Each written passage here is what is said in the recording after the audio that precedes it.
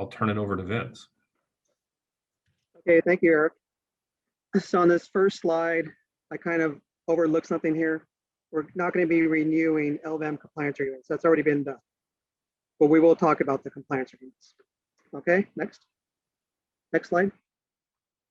So the agenda, we're going to kind of be going very quickly over reviewing the compliance agreements, the enforcement issues, the federal shields and compliance agreement and suspension. We'll talk a little about that. Shipping out of the regulated area and or the quarantine area, we'll talk about what's going on with that. And the other issues will be primarily deregulation. And you can ask questions throughout this presentation, but I ask that you hold your deregulation questions until the end of the presentation. Okay, next slide. Again, everybody should have a compliance agreement, nothing new. All right, next. And then with the compliance agreement, you're going to have exhibits specific to your type of activity, whether you're a cooler or a grower. Okay, next. So again, the packing facilities, the coolers will have this exhibit pH. Next one. Next one. Next slide. And then if you're a grower, you're going to have that particular exhibit. And then also another exhibit is the federal shield. And that's probably one of the most important ones. That's the one that allows you to ship outside the regulated area. Okay, next slide. So the use of the federal shield, the federal shield again is a USDA document. And this particular program operates a little differently than other quarantine programs. Usually what happens is for intrastate movement, we'll issue certificates of quarantine compliance after an inspection. So for each shipment, we will hand write you a certificate of quarantine compliance.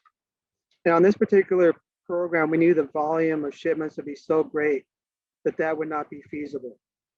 So we asked the USDA if they would allow us to use the federal shield, not just for interstate shipments, but also for intrastate shipments. And they allowed that. So that really facilitates the program. It expedites the shipments. It lessened the burden for both the regulatory officials and industry. So once again, you're able to use the shield after inspections. And for our purposes, we're looking at an inspection every 30 days. So what that means is for the strawberry growers is we'll inspect each lot every 30 days. After that initial inspection and you're found free of LBAM, you're able to ship for 30 days under that federal shield. If you're going to continue shipping for another 30 days, then that's going to require another inspection and you're able to ship for an additional 30 days. And again, you can only use a shield if you've been found free of LBAM. Okay, next slide. Are there any questions on the federal shield? That's really an important point. Okay. Then enforcement issues, and we had a situation a couple of years ago where we had a very rainy season and it kind of pushed back the harvest and the ability for workers to enter the field because the fields are so wet. And there was kind of a lag and there was some miscommunication between the program and the growers and the coolers. So we weren't notified when shipments began. And there were actually shipments that went out that were not inspected prior to shipment. So we had some issues there. So at that point, we did suspend the federal shields. We did suspend some compliance agreements until we got that worked out. And we don't want that to happen again. So a really important point here is we're looking down the line here at deregulation, but do not curtail any activities until we tell you directly the program's over. So until we tell you that, we need to continue the 30-day inspections and the shipping under the federal shield. Okay, any questions on that? Okay, next slide. So when I talked earlier about the regulated area and the quarantine area, again, we had a lot of different things about this program. So in all of the quarantine programs, we never had a regulated area, we only had quarantine areas. And what a quarantine area means is that the product cannot leave the growing site until it's been inspected and found free from the target pest, which is point is LBAM. But in this particular program, we had the Bay Area as a regulated area, which meant there was free movement within the regulated area. If you stayed within the regulated area and you shipped only within the regulated area, we did not require inspections. But if you're going to ship outside the regulated area, then they required inspections every 30 days and shipment under the federal shield was required. And that was only in the Bay Area. Southern California, they operate under the quarantine program, which meant there was no free movement within the quarantine program and the quarantine area. Then it was the last year or the year before they decided to make the quarantine areas also regulated areas.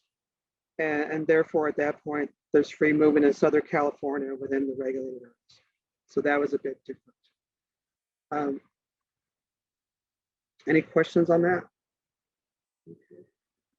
At this point, most of the LBAM fines recently have been in Southern California, primarily San Diego, San Luis Obispo, LA, Orange counties. And a lot of that is through natural migration. In the beginning of the quarantine, we had issues with artificial movement, and we knew that we were getting new pest populations due to the movement of infested nursery stock. If you look at Mendocino County, they have a small quarantine. We identified a nursery in the Bay Area that shipped infested nursery stock to Mendocino County, and that's how they got their quarantine. Next slide.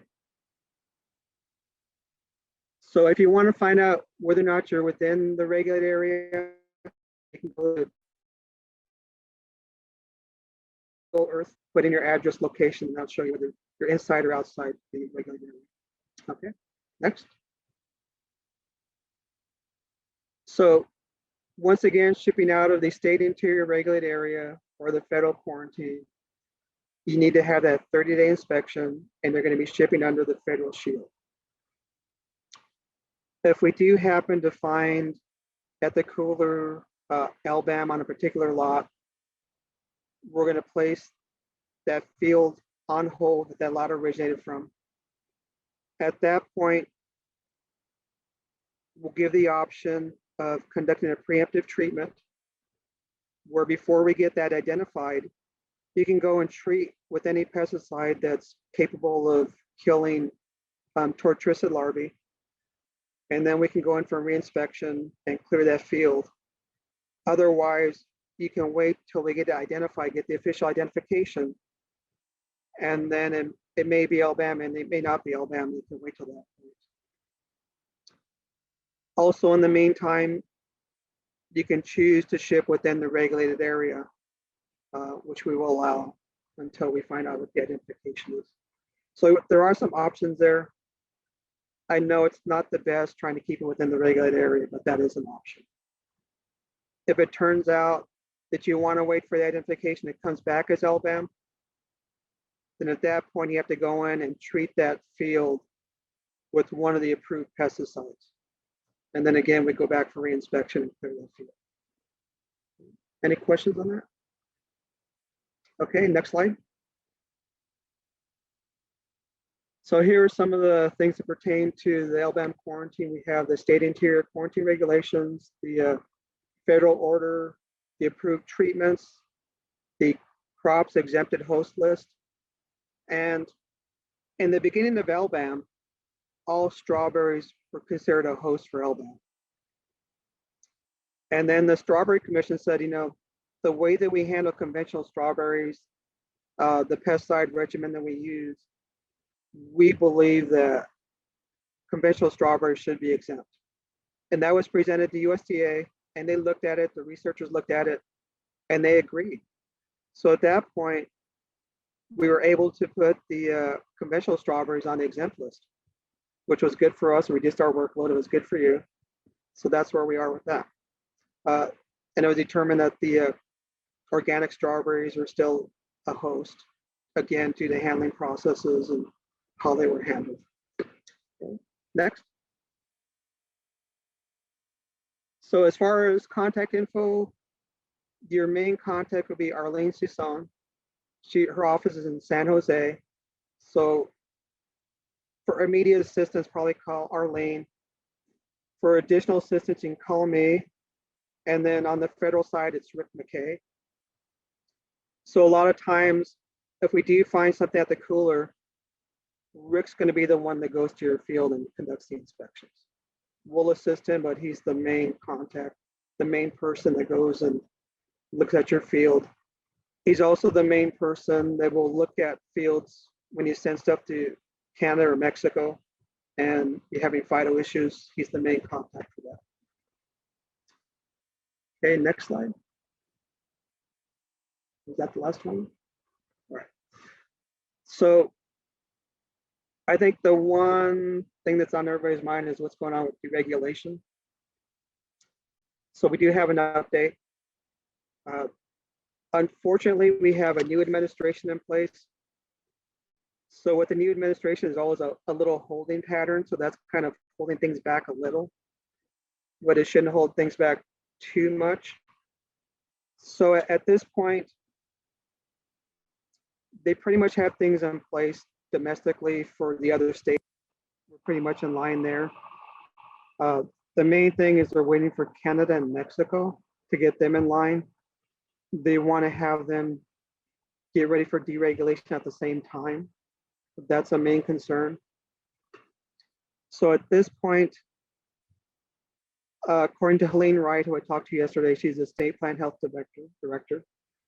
We're in a holding pattern and we're looking at maybe 6 months, somewhere in the time frame of 6 months.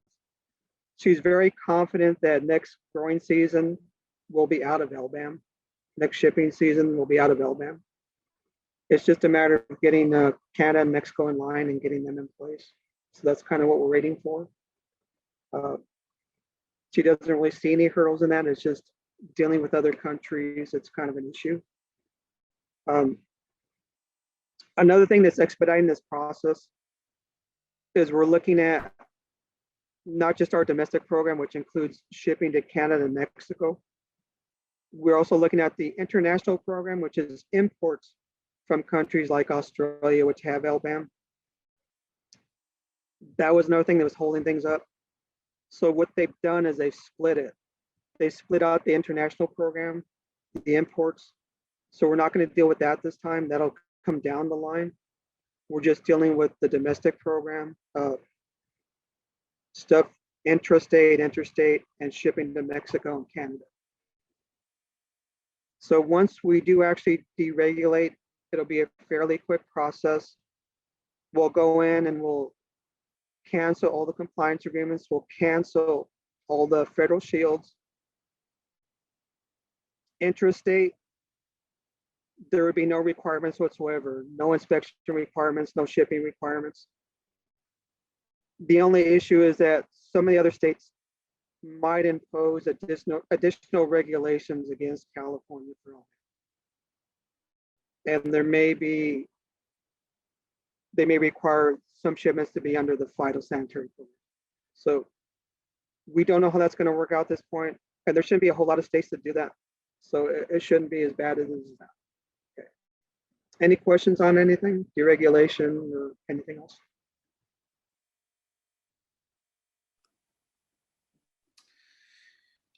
Yeah, Vince. So if I recall, the states that were a concern were Oregon, Georgia, and I think South Carolina. So most of their concerns have been resolved. So what's happened is when deregulation was proposed, they had to go through a 60-day comment period. All the comments were evaluated and addressed. So it is going to be deregulated from that standpoint. They've all the states have accepted it, but it doesn't mean that some of the states won't impose additional regulations on us. They may have a state exterior quarantine against California. And we don't know what that's going to be until it happens.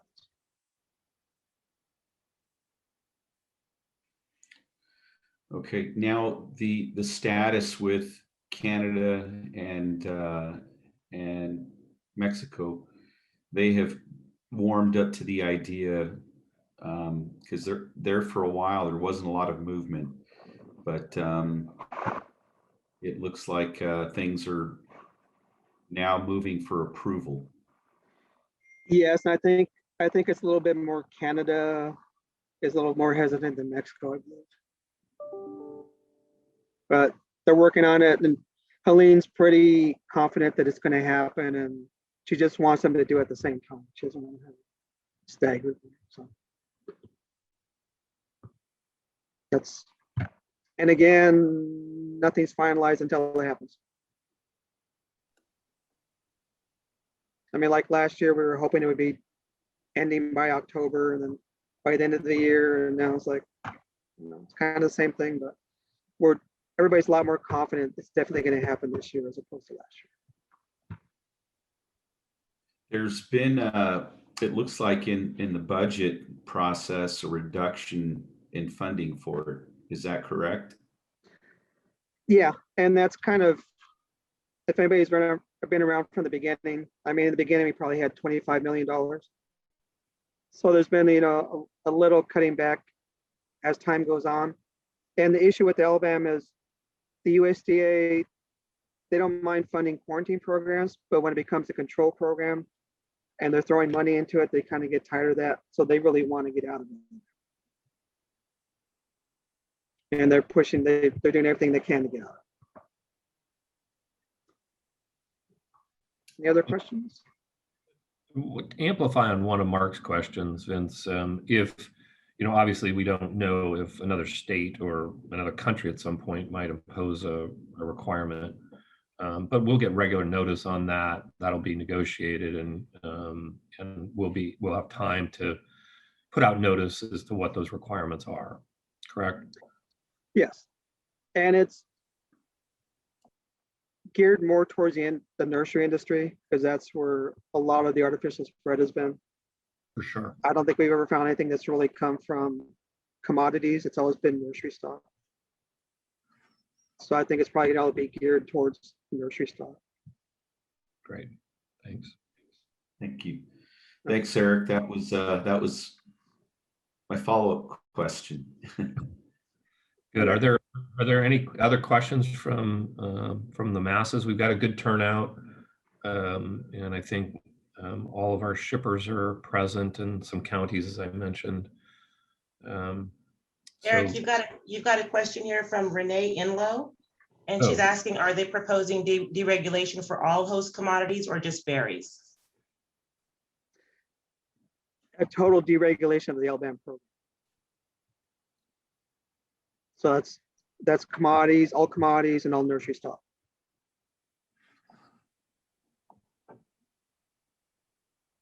There you go. Other questions? Hopefully that answered your question. Other questions, concerns? Well, I was hopeful that we could pull this off in a half an hour, and looks like we've done that. Obviously, if there are questions that come up during shipping, you've got the contact information, or we provided that. Feel free to contact me if you need to get a hold of Vince or Arlene or Rick McKay from USDA, and we'll provide that information if you have any. It looks like there's maybe another question in the chat, but feel free to contact me or anybody at the commission that you happen to run into, and we'll track down somebody if you've got a question. Was there another question in there, Joy? Yeah, there is. It's from Ed Kelly. He's asking, are counties doing in-person signing of compliance agreements or doing it via DocuSign?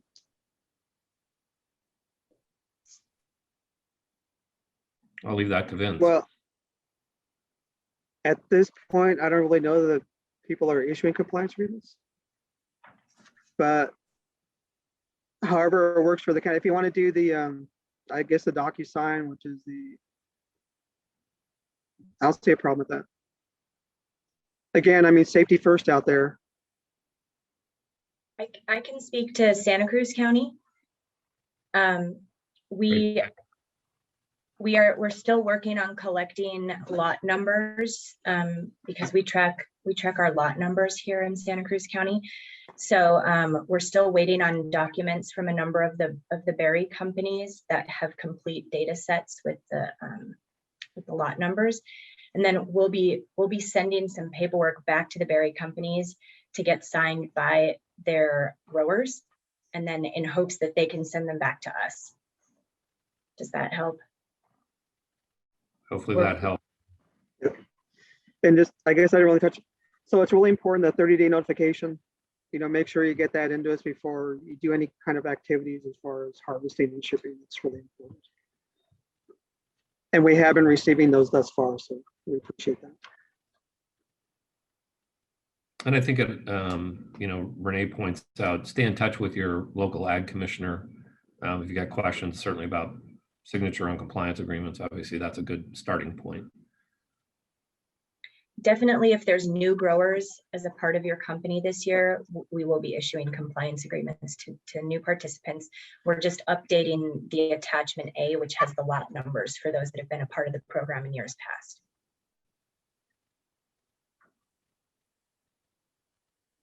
Great questions. Any other questions? Just one more note. One thing we've stressed in the past is to have your field workers walk your field to make sure they're clean themselves. And if you do see anything, clean up the field before you harvest and ship anything to the cooler. That's really important. And if we do happen to find something at the cooler, send your people back in the field and get it cleaned as soon as possible. If you go there and you find LBAM and you kill it before we get there, that's ideal. Another thing that's really critical is that if you're treating the field and you want us to come back there and re-inspect it, don't have us come back immediately. If we go back there and we inspect a field and we see dying larvae, to us, that larvae is still alive, so that is considered a failed treatment. So you want to wait long enough for that pesticide to take effect before you have us come back and inspect that field. I have one more thing in regards to that also. I've been working with Mark Bolda, who typically gives the scout training every year in person at the Ag Extension here. However, due to COVID, this year he's recorded himself both in English and Spanish giving that presentation. So we have YouTube links for those people who either would like a refresher on scouting techniques, or if they have new scouts that they would like trained, we can provide those YouTube web links.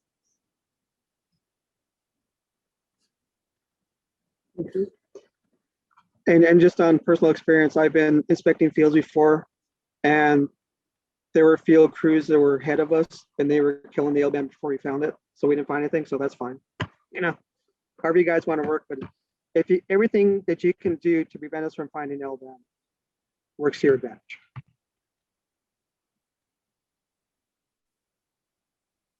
Great.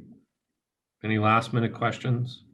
Again, you have access to the commission, ag commissioners, or CDFA or USDA if you got additional questions. We don't want to cut anybody short, but we're happy to keep this shorter than we have in past years. And again, we're looking forward to deregulation and a clean shipping season. So unless there's anything else, I just want to thank Vince for your time, CDFA, the counties, and commission folks for helping put this on. And again, feel free to contact any of us if you've got any questions. So I'll close it out there. Okay, thank you. Thanks, everybody. Thanks, Vince.